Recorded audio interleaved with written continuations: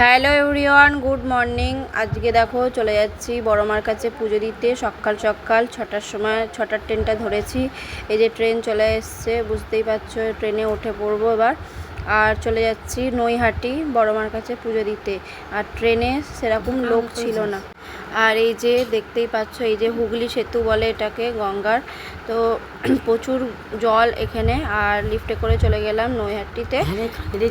আর যে ওপর থেকে ভিউটা তোমাদেরকে দেখালাম। আর এই ঠাকুরের এখান থেকে রজনীগন্ধার মালা আর জবা ফুলের মালা কিনে সোজা বড়মার মন্দিরে যাওয়ার উদ্দেশ্যে বেরিয়ে পড়লাম। আর এই যে মাথায় কপালে এইগুলো করে নিলাম। তারপরে তোমরা এগুলো করার পর আবার বড় মার একটা লাগিয়ে দিল। তারপর চললাম পুজো দিতে। আর এই যে দেখাচ্ছি যে এইখানে মন্দিরটা সামনেই, স্টেশন থেকে খুব বেশি দূর নয়, একটুখানি হেঁটেই যাওয়া যাবে। আর এই যে পুজোর ডালিটা, আর এই যে বড় মার মন্দির।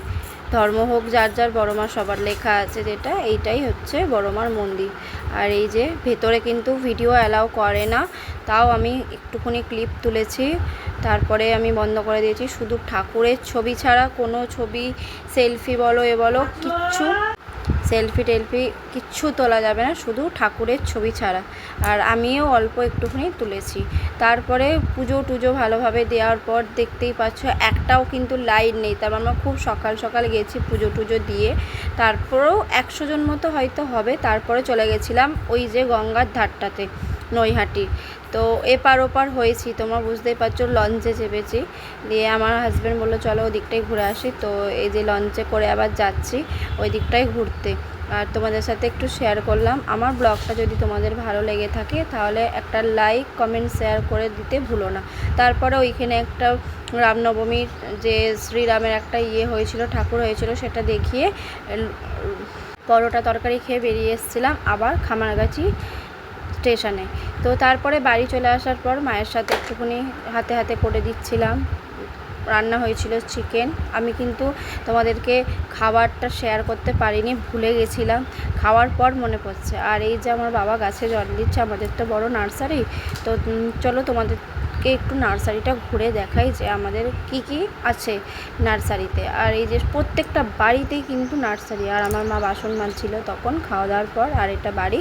তারপরে দেখো চলে গেলাম ওর আরেকটা নার্সারিতে, বাড়ির পেছু দিকটাতে। তো এইগুলো আমাদের ওদিকটায় প্রচুর নার্সারি। খামারগাছি মানেই নার্সারির, প্রচুর প্রচুর নার্সারি পাওয়া যায় এখানে। আর গাছ তো অপরন্ত গাছ পাওয়া যাবে। তারপরে একটু বিকালবেলা রেডি হয়ে নিলাম। তারপর চলে যাচ্ছি আমার দিদির বাড়িতে, আমার মেজদির বাড়িতে। আমার মেজদির মেয়েকে একটু দেখতে। আর এটা কি বলো তো, নোয়াজনতলা, নাটাগড় পাইগাছি নোয়াজনতলা। তারপরে চলে এসেছি এই দেখো ওদের বাড়িতে। আর মেয়েটার সাথে একটুখানি খেলা করছিলাম লাইট বলটাকে নিয়ে। তো দেখো দেখো কীরকম করছে ক্যামেরার সামনে এসে। হ্যাঁ, তো আমার দিদির মেয়ে দেখো একটু আদর করছি। আর এই যে লাইট বলটার দিকেই কিন্তু সে একভাবে তাকিয়েছিল। লাইট বলটা যাই নিভে যাচ্ছে লাইটটা, তখনই কাঁদছে। তারপর দিদি চাটা করে নিয়ে এলো, মুড়ি মাখতে বলছিল। আমি যদি না, মুড়ি খাবো না, চপ সিঙ্গারা দিয়ে এইটুকুনি দিয়ে বলছে আমাকে আর তুলতে হবে না, আমার যা অবস্থা, তাই বলছিল। তারপর ওদের বাড়ি থেকে বেরিয়ে চলে এলাম জিরাট দিয়ে কিছু মানে একটু দরকার ছিল। তারপরে এই যে জিরাটের ট্রেন ঢুকে গেছে, দেখতেই পাচ্ছ জিরাটের যে রেল গেটের ওখানে। তারপর আমাদের খামারগাছি রামনবমী যে পুজো হয়েছিল স্টেশনের ওখানে, তো ওখানে কালকে ফাংশান ছিল। তো কে এসেছিল, মৌসম মুখার্জি এসেছিল। তারপরে আমরা একটুখানি আধ ঘন্টা ফাংশান দেখে তারপর বাড়ি চলে গেছিলাম। তোমরা দেখতে থাকো ফাংশানটা। দারুণ গান গেয়েছে, দারুণ। তো আমি পুরোটা থাকতে পারিনি। আর আজকেও আসবে শ্রাবন্তী, তো সেটাও তোমাদেরকে একটু শেয়ার করব। এখন এই ব্লগটা দিচ্ছি তোমাদেরকে, আবার আমি আজকে থেকে আবার যেগুলো করেছি সেইগুলো শেয়ার করব, দিয়ে তোমাদেরকে দেখাবো। তো চলো আজকে এখানেই এইটুকুনি। এই যে মৌসম মুখার্জি দারুণ গান গেয়েছে। তোমাদের গানটা শোনালে তুমি বুঝতে পারতে কিন্তু কপিরাইট আসবে ব্লগে, যার জন্যে আমি করতে পারছি না। তো আমার ভিডিওটা যদি ভালো লেগে থাকে লাইক কমেন্ট শেয়ার করে দিও। থ্যাংক ইউ, সবাই ভালো থেকো।